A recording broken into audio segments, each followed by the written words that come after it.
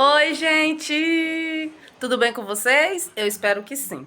Porque comigo, por aqui tá tudo bem, graças ao meu bom Deus. Então, eu acabei de chegar da rua da casa de uma amiga minha, passei o dia lá, foi maravilhoso. Nossa, um amor, trataram meus filhos bem, nossa, muito bom mesmo. Ai, meu coração ficou quentinho, mas enfim. Então hoje pra vocês eu vou mostrar pra vocês como a minha casa tá e eu vou dar uma organizada com vocês. Aí hoje eu vou arrumar a casa, dar uma ajeitada na casa, trocar os forros, que amanhã eu vou lavar roupa. Aí eu mostro pra vocês também. E já logo posto.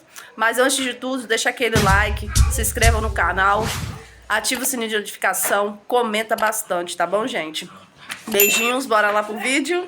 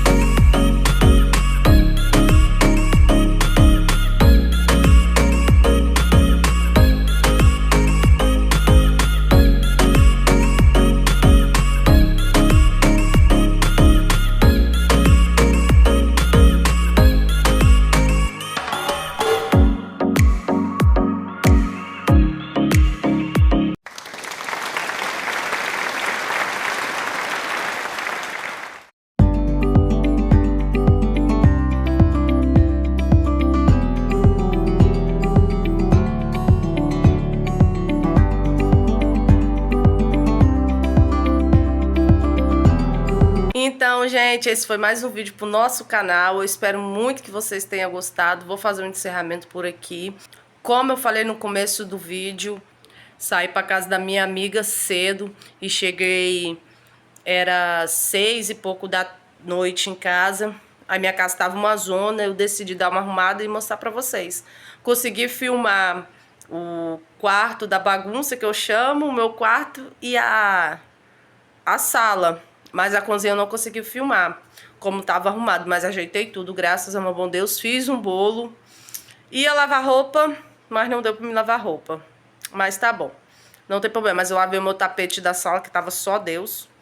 Lavei ele no mesmo dia, de noite mesmo. Já joguei água. Aí me chove, gente. Me chove no dia que eu lavo meu tapete. Por que será, hein? Oh, Jesus, eu não me aguento, não.